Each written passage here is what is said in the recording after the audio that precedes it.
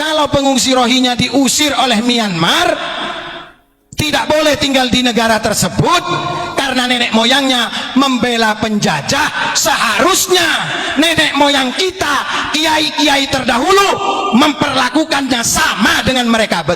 Setuju itu? Kenapa tidak dilakukan? Karena leluhur kita, karena para ulama-ulama Nusantara memiliki filsafat Pancasila. Komando-komando yang mengaku dirinya Imam Jumbo kemana sekarang? Kenapa tidak berteriak lagi? Itu Rohingya harus diatasi di tanah Aceh. Pingin beli Alphard lo, atau pingin kawin lagi? Monas dijadiin tempat perkumpulan. Cie kagak malu sama yang bangun Monas. Cie Istiqlal dijadikan tempat tidur, nggak malu sama arsiteknya Istiqlal. Cie lepok kusia. Loh, cuma 45 pasukan.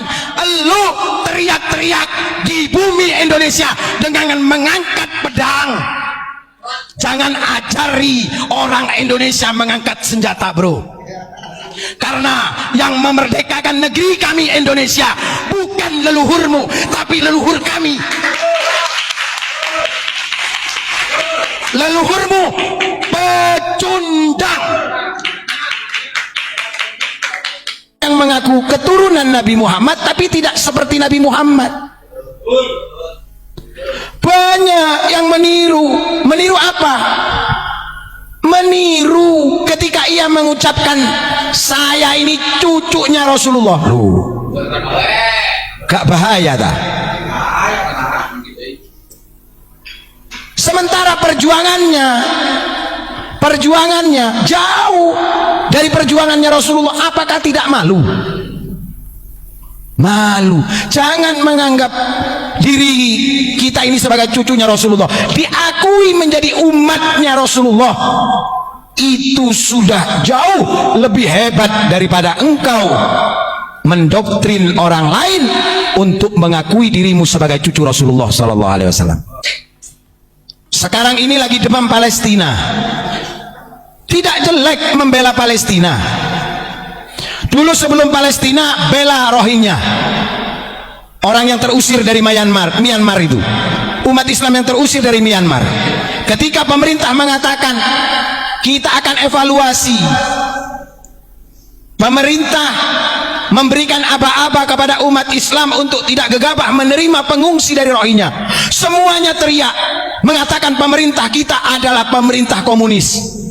Tapi sekarang pengungsi Rohingya membahayakan terhadap kedaulatan masyarakat di Indonesia. Banyak masyarakat di Aceh menolak pengungsi-pengungsi itu. Kenapa? Mereka seagama tapi tidak senasionalis dengan kita. Mereka ingin dimanja. Mereka ditampung di Bangladesh karena di Bangladesh harus kerja. Mereka memilih tinggal di Aceh karena didanai oleh kelompok-kelompok mereka yang mengkoordinir dari pengungsi-pengungsi itu dimanjakan di Indonesia. Tujuannya nanti ingin menguasai dari sebagian tanah air Republik Indonesia. Kenapa? Mereka seagama tapi tidak senasionalis dengan kita. Mereka ingin dimanja. Mereka ditampung di Bangladesh karena di Bangladesh harus kerja. Mereka memilih tinggal di Aceh karena didanai oleh kelompok-kelompok mereka yang mengkoordinir dari pengungsi-pengungsi itu dimanjakan di Indonesia. Tujuannya nanti ingin menguasai dari sebagian tanah air Republik Indonesia. Ternyata tim investigasi berhasil.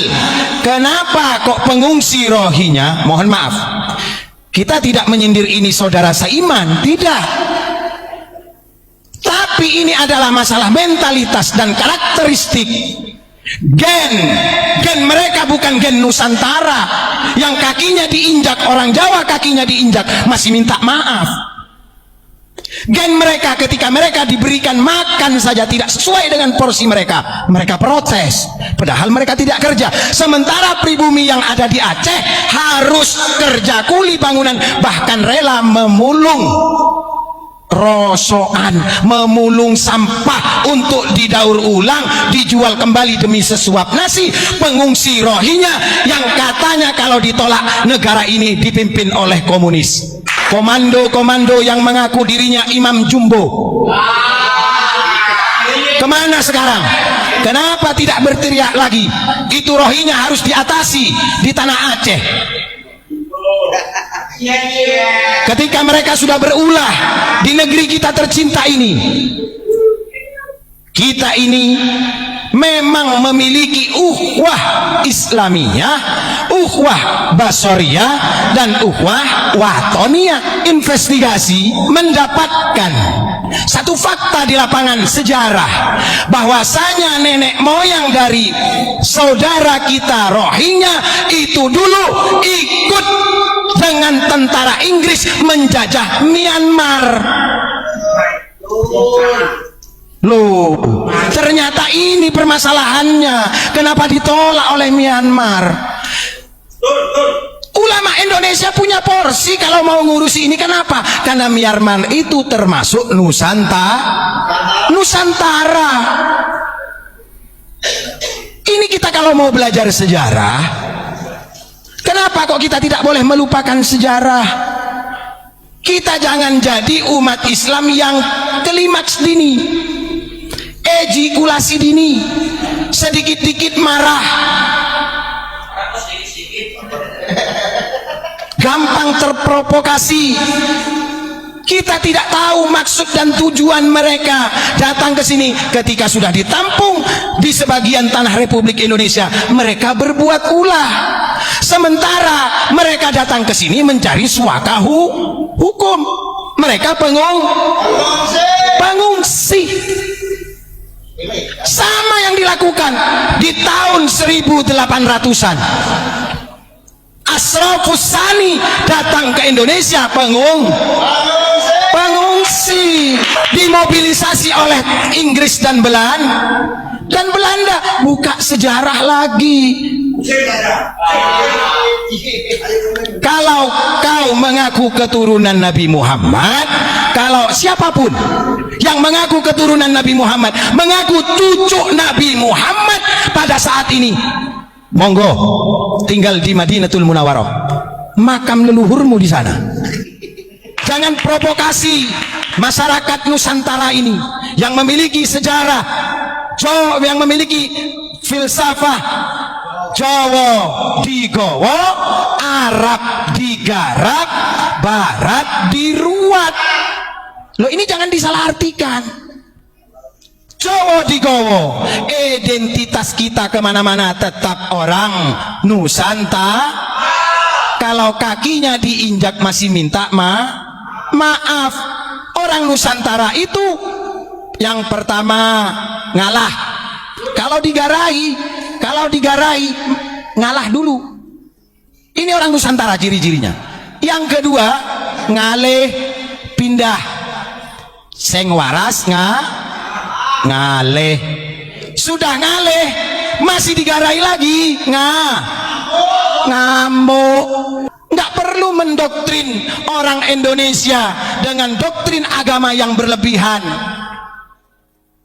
Kadang-kadang kita ini geli dengernya. Seorang yang bodoh, dari bagian mereka yang bodoh saja lebih mulia daripada orang yang alim.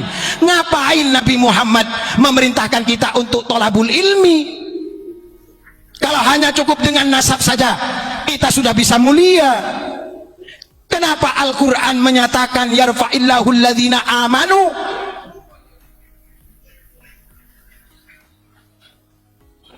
Sementara hanya bandrolan nasab saja kita sudah bisa mulia. Jangan salahkan Imam Al-Ghazali ketika mengkoreksi di dalam kitab yang ditulis beliau, Ihya Ulumiddin. Ini sudah real, sudah pernah terjadi.